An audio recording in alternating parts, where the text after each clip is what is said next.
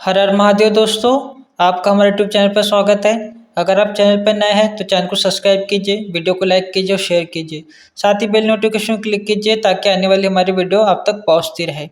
आज का विषय यह है कि जब हम पूजा पाठ करने बैठते हैं, मंत्र जाप करने बैठते हैं, तो हमारे शरीर में अचानक से कंपन होने लगता है, घबराहट होने लगती है, मन में बेचैनी होने लगती है या शरीर के विभिन्न अंगों में किसी भी तरह से दर्द होने लगता है। ये सारी घटनाएं अचानक से उत्पन्न हो जाती है। तो ये जो सारे संकेत हमें प्राप्त होते हैं वो किस कारण से प्राप्त होते हैं, तो इस विषय में हम आपको जानकारी देंगे। तो वीडियो को अंत तक देखें, बीच में स्किप ना करें। तो देखिए, जब हम पूजा पाठ करने की शुरुआत करते हैं या पहली बार मंत्र जाप करते हैं या किसी भी तरह से हम अपने इष्ट देवी देवताओं के स्तोत्र या चालीसा का पाठ करने बैठते हैं, तो हमें मन में अचानक से बेचैनी महसूस होने लगती है, हाथ पैर में कंपन होने लगता है या हमें घबराहट होने लगती है। कई व्यक्तियों को तो शरीर के विभिन्न अंगों में दर्द होने लगता है, जैसे हाथ में दर्द होना, पैर में दर्द होने लगना, घुटनों का अकड़ जाना, कभी कभी छाती में दर्द होना या सर में दर्द होने लगना। किसी किसी व्यक्तियों को जब वो मंत्र जाप करने बैठते हैं या स्तोत्र का पाठ करने बैठते हैं तो उन्हें अत्यधिक पसीना आने लगता है, उनके शरीर में ऊष्मा बढ़ने लगती है जिससे कि वह घबरा जाते हैं। कई व्यक्तियों को जब वो पूजा पाठ करने बैठते हैं तो मन उनका भटकने लगता है, मन में ऐसे विचार आते हैं कि अब हो गया, बस उठ जाओ पूजा से, बार बार पूजा से उठने का मन होने लगता है। और ये जो सारे संकेत, जो सारी परेशानियां होती है, पूजा के समय ही उत्पन्न होती है। आपके मन में अचानक से क्रोध आने लगता है कि अरे यार, हमारे तो सारे कार्य बिगड़ रहे हैं, हमारी समस्या तो दूर ही नहीं हो रही है, हमारी जो परेशानी है वो चलती ही आ रही है, तो पूजा पाठ करके क्या फ़ायदा, पूजा पाठ को अब नहीं करना चाहिए। इस तरह से उनके अंदर नेगेटिव थॉट्स आने लगते हैं। पूजा के बाद या किसी भी तरह से मंत्र के जाप करने के बाद उनकी तबीयत बिगड़ने लगती है, उन्हें चक्कर आने लगता है या बुखार आने लगता है। इस तरह के संकेतों का एक ही अर्थ होता है, इसका आपकी पूजा पाठ से कोई संबंध नहीं होता है, ना ही आपके इष्ट देवी देवताओं से इसका कोई संबंध होता है, ना ये किसी भी तरह से आपकी पूजा पाठ के नेगेटिव इफेक्ट है। ये केवल और केवल नकारात्मक ऊर्जाओं के संकेत है, नेगेटिव एनर्जी के संकेत है। नेगेटिव एनर्जी भी दो प्रकार से हम समझते हैं। देखिए, जो आपके पाप कर्म, गलत कर्म है, या आपका जो प्रारब्ध कर्म है, या आपकी जो ग्रह बाधा है, ये भी नेगेटिव एनर्जी के अंदर ही आती है। देखिए, जब आप कोई गलत कर्म करते हैं तो उससे जो नेगेटिविटी बनती है वो आपके भीतर ही वास करती है। तो जब आप पूजा पाठ करने बैठते हैं या कोई सत्कर्म करते हैं तो जो आपके अंदर जो नेगेटिविटी है वो उससे आपको करने से रोकती है। कई बार जब हमारे प्रारब्ध कर्म अच्छे नहीं होते हैं या हमारा प्रारब्ध खराब होता है तो उसके जरिए भी हमें नेगेटिविटी पकड़ती है।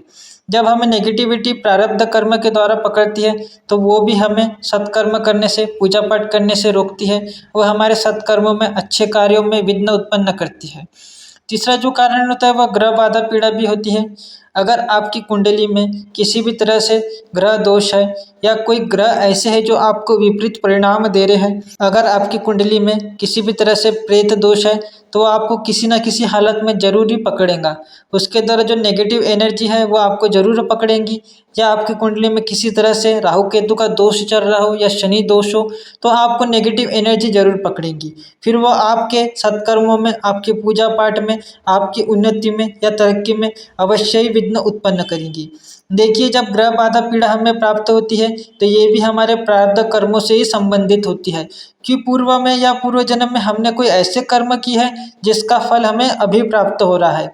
इन संकेतों के पीछे जो दूसरी नेगेटिविटी होती है, जब हमारे शरीर में किसी भी तरह से भूत प्रेत, डाकिनी शाकिनी, चुड़ैल या किसी भी तंत्र मंत्र का नेगेटिव इफेक्ट हमारे शरीर पे होता है, या किसी भी तरह से भूत प्रेत का हमारे शरीर में वास होता है या हमारे घर में वास होता है, तो वो सारे संकेत जब हम पूजा पाठ करने बैठते हैं तो वो उत्पन्न करने लगती है। जो नेगेटिव एनर्जी है, जो भूत प्रेत है या अन्य किसी प्रकार की नेगेटिव एनर्जी है, वो नहीं चाहती कि आप पूजा पाठ करें, अपने इष्ट देवी देवताओं का मंत्र जाप करें या किसी भी तरह से स्तोत्र का जाप करें।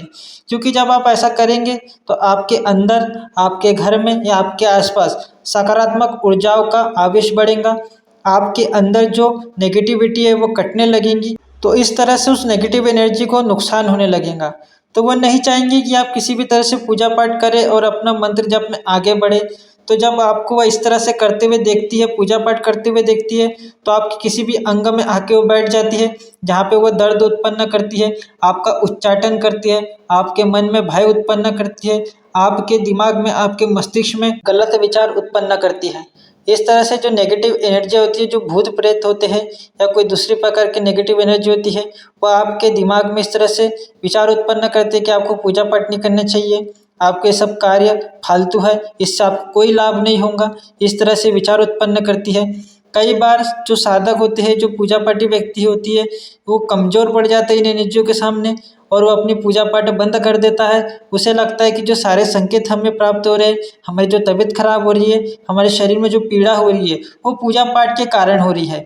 और वो नहीं समझ पाता कि जो कार्य है वो नेगेटिव एनर्जी का है, इसका जो इफेक्ट है वो पूजा पाठ से कोई लेना देना नहीं है, ये कोई देवी देवताओं से कोई इसके नेगेटिव इफेक्ट हमें नहीं प्राप्त हो रहे हैं, वो इस बात को नहीं समझ पाता है। अगर किसी व्यक्ति को इस तरह से कोई संकेत प्राप्त होते हैं तो उसे डरने की ज़रूरत नहीं है या अपने पूजा पाठ को छोड़ने की ज़रूरत नहीं है, उसे कंटिन्यू आगे बढ़ते रहना चाहिए, क्योंकि ये गुड साइन है, ये क्योंकि अच्छे संकेत है। क्योंकि जब नकारात्मक ऊर्जा, कोई नेगेटिविटी, चाहे आपके मन की हो या किसी भी तरह से भूत प्रेत या तंत्र मंत्र की बाधा हो, जब उसे तकलीफ पहुँचती है आपके पूजा पाठ के द्वारा, तभी वो आपको इस तरह के संकेत देती है। अगर आप कंटिन्यू इसी तरह से आप पूजा पाठ करते जाएंगे, जाप करते जाएंगे, तो एक दिन ऐसा आएगा जो नेगेटिव एनर्जी परेशान होकर आपको पूजा पाठ छुड़वाना चाह रही थी, वो आपका शरीर, आपका घर छोड़ के भाग जाएंगी। क्योंकि जब हम पूजा पाठ करते हैं, हम किसी स्त्रोत चालीसा का पाठ करते हैं, तो जो नेगेटिव एनर्जियाँ होती है वो कटने लगती है और वो नहीं चाहती कि, इसीलिए वो नहीं चाहती कि आप किसी भी तरह से जाप करें, पूजा पाठ करें, आप मंदिर जाएं, आप सत्कर्म करें। तो आपको सोचना होगा, ये विचार करना होगा, जो सारे संकेत हमें प्राप्त हो रहे हैं ये नेगेटिव एनर्जी के द्वारा प्राप्त हो रहे हैं और ये हमें हमारी पूजा पाठ जब तब करने से रोक रही है।